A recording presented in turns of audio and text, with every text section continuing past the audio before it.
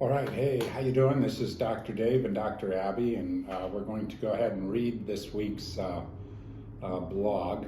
I've been asked to mention, because a few people have mentioned, I actually write these blogs. I don't hire a service, so you should know that. The other thing that would be cool to know is that there is also a manuscript. So if you went on the website just to look and wanted to read the blog, it's there. So these are kind of similar, but that's how we're going to do. So how we're going to do this is Dr. Abby's going to read the... We're switching it up a little. And then I'll go ahead and add comments. So I'm going to be doing the color commentary, and she's going to be calling the game. I'm going to try and read it in my best Dr. Dave. All right, so let's go ahead and start it off. So, being, that's the spirit. Hello once again. A few months ago, I talked about the three parts of man: the body, the mind, and the spirit. Quite simply, if one looks around or in the mirror, one can easily see a body and know what bodies are. If one closes his eyes and sees a picture of a cat, that is the mind, nothing more than a repository of mental image pictures, such as the picture of the cat. Right, and by repository, I just mean like just a collection of. It's just a place where a bunch of pictures are stored. With this in mind, now ask yourself this very important question. What's looking at the picture of the cat? That's the spirit, and in my opinion, that is you. Yeah. Think of all the philosophers over the many millennia wondering if man has a soul. We just proved it. And not only does he have a soul, but he is the soul.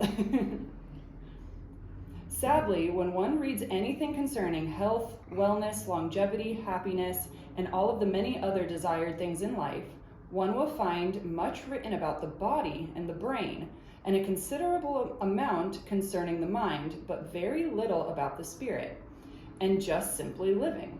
Hopefully, these blogs are hopefully these blogs are remedying this dearth. Yeah, you get the idea. So you got the three parts of man. There's the body. I mean, just do this to yourself. Here's the body. Close the eyes and get a picture of a cat or something and everything else.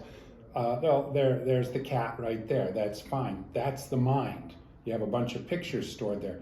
But the thing that's real interesting is, what is the thing that is looking at the picture of the cat? That's the soul. That's the spirit. That's you. That's the life energy. That's the great animating force. And it's a very interesting thing. You know, you'll always hear, oh, man doesn't have a soul, this, that, and everything. And anytime you're researching or you want to find health things, they always tell you about, you know, eat 5 carrots, do 4 jumping jacks, you gotta this, you gotta that, and all the rest of the stuff. I know in a number of these blogs I talked about various oils and brain health and all the rest of the stuff and everything to try and maybe not have Alzheimer's, dementia and things like that. The problem with all of that is the brain is not the mind, and you are not the brain. You hit this point where if we take a saw, cut this out, I grab this 2-pound chunk of fat and put it right there. You're telling me that that's me? That's my personality? That's what loves to eat chocolate chip cookies? That's what loves my kids and my family? When you come to see Dr. Dave, it's this 2-pound chunk of fat? No, it's not. There's something else there. And the best way to do this is to live. And it's livingness, livingness, livingness, livingness. Not trying to prevent and hopefully someday and not want to, but live. Good. All right. Bodies. Bodies are frail things and last only a few seconds when one considers eternity. The route, as it were, simply cannot be through the body and trying to make it live forever. Feed it real food, put it to work, exercise it, make sure it gets sunshine, keep it clean, and put it to bed when you are done with it for the day, and you pretty much have the handling of a body sorted. It really won't give you much trouble, and in fact, Treat it like a contraption that can be used to experience the many sensations associated with living, rather than the embodiment of life itself, and it might prove to be an ally as you journey through life. Yeah. That's a good one. Bodies are cool. They do things and all this other stuff and everything. They can eat. I love chocolate chip cookies. I got a problem with them. But they can eat that, they can hold, they can touch, they can go on vacation, they can smell flowers. They can do amazing, amazing things. They're wonderful to have. The problem is, it's not you. You'll find with all this biohacking I've heard, and some people are trying to figure out how to live to be 180 years old. Why? That life energy, that soul, that spirit is several trillions of years old. What do you want a body? Anybody that you knew, my grandfather a number of years ago, he hit a point where his wife and his son were gone. Everybody he knew was gone. It was just basically him.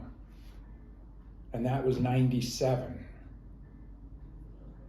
You're not supposed to, that soul or that spirit lives forever, but bodies come and go. And you got to keep that in mind. And nobody wants to hear that. And again, it's like, oh, whatever I can do to help make this body super healthy and super wonderful and handsome and cute, I'll get plastic surgery.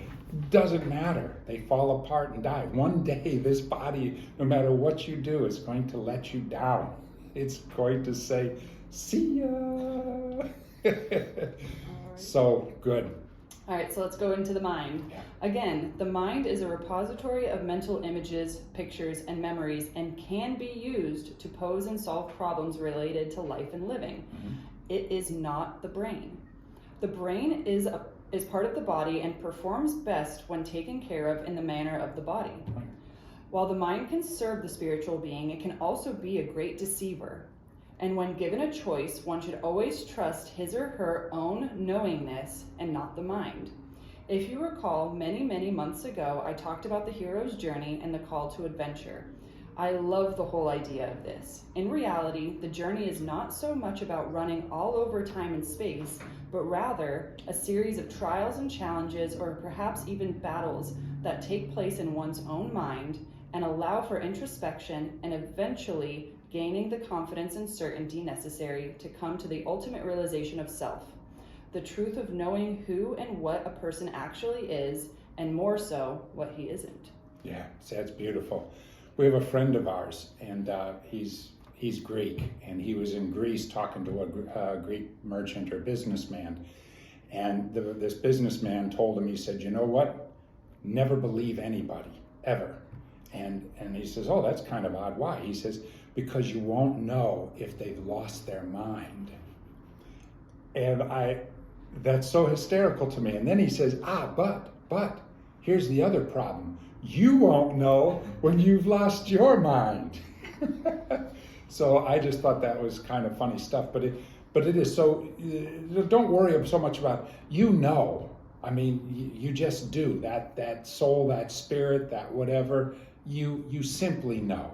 Trust yourself, trust your knowingness, trust your certainty, and not so much what the mind thinks or what you remember or what you recall. Just make a new one. It's, how do we go? Find a new path. And you'll find even with the neuroplasticity stuff that we talked about with people that have had strokes, that's what they're finding is by getting them to do things different ways, they're creating new pathways. And now they're able to move and walk and do and speak and a lot of different things instead of depending on that same old whatever. So I think you're shaking the table a little. I shouldn't shake the table. So sorry to cut you off, but something that I would share with my classmates in chiropractic school, anytime I'd tell my mom or my dad that I was having a test, my mom would always say, well, just trust your knowingness. And so I would share that with my classmates, and then we'd all go, well, what if we don't know anything? And it kind of felt like that sometimes. But anyways, back to here. So having conquered his fears and regaining the certainty necessary to control not only his mind, but the physical universe as well. That's the hero. That's you. The individual/hero returns to whence he came as what now can only be considered a god. To put to put to right those evils and injustices that demanded of him a call to action in the first place. The hero brings with him the dawn of a better world.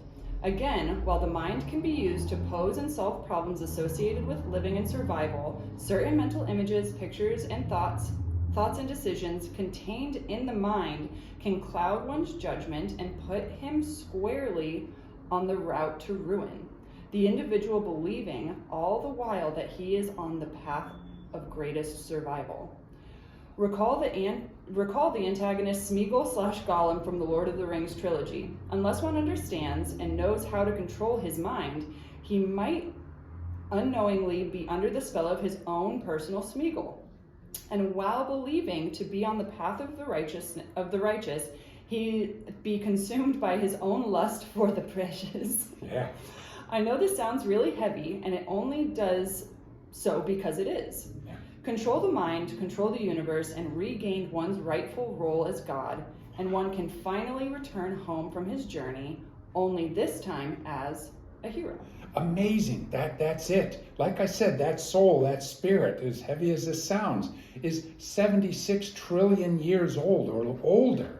Here's an opportunity. Control the mind, control the environment, and you would be nothing more than a god, which is what you are.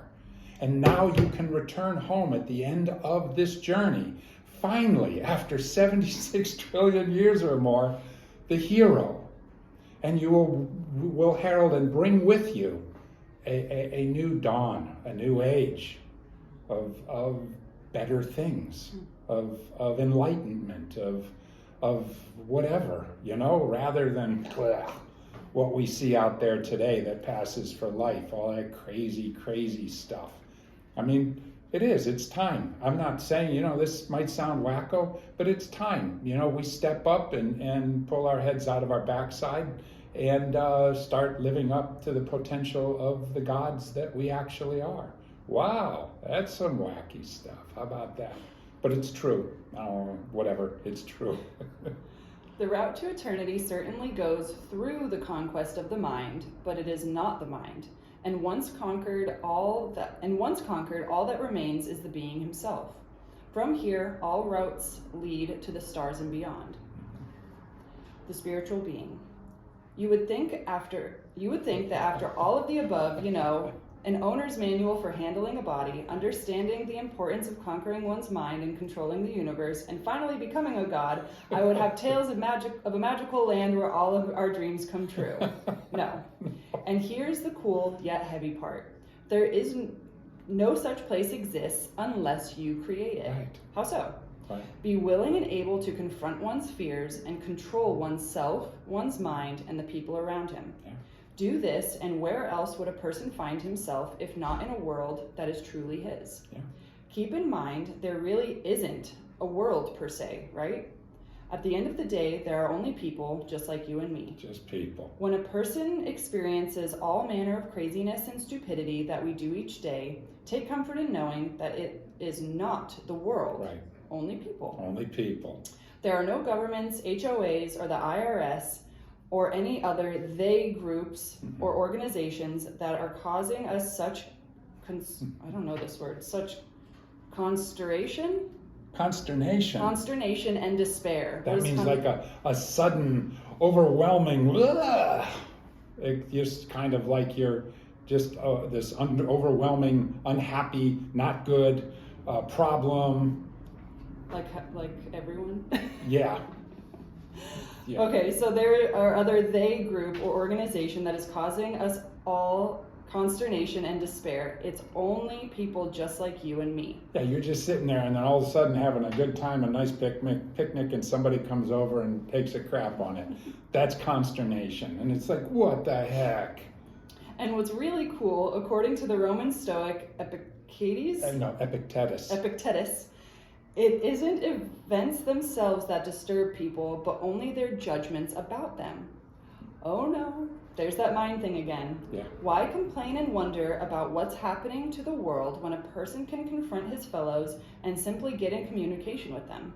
Communicate to understand, and right here and now could be no other place than the magic land of one's dreams, right? Handle people and keep putting yours I'm going to do that again.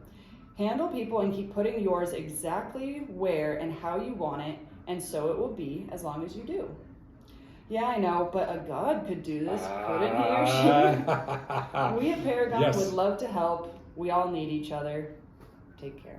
Yeah, and that's really the case. You know, it's control. You know, you get this idea, I think in one of the earlier, where'd you get this idea that you just sort of drift through life and it's somebody else's responsibility to tell you how to live and your happiness and all the rest of this stuff.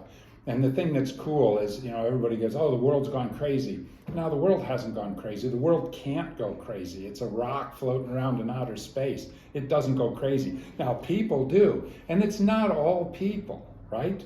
And so you can actually communicate with people and talk to them and, you know, work things out. And to that degree that you're able to bring about, you know, things that you agree upon and so on and so forth. I mean, that's a definition for reality.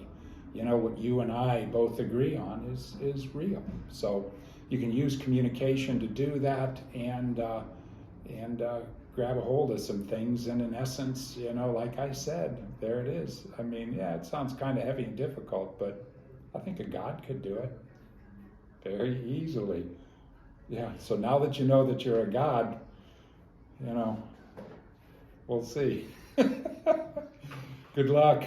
All right, and as always, like, subscribe, thumbs up, comment, whatever you want to do. Come into the office, talk to us, you know, talk Dr. Dave's ear off.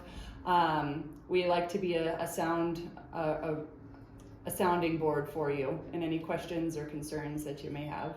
Yeah, I'm a pretty good chiropractor, but I'm probably a much better way out there philosopher with some sort of crazy ideas that are just fun to think about. So even if you just want to come in, bring some iced tea and chocolate chip cookies, and boy, we will have a conversation. All right, take care, everyone. Take care. Yep. Cool. That should do it. Yeah. That was a heavy one. Oh, well, good thing that just happened. I just banged my knee on. Oh, no, you're fine. Take a break. No. Oh, but I also didn't stop it.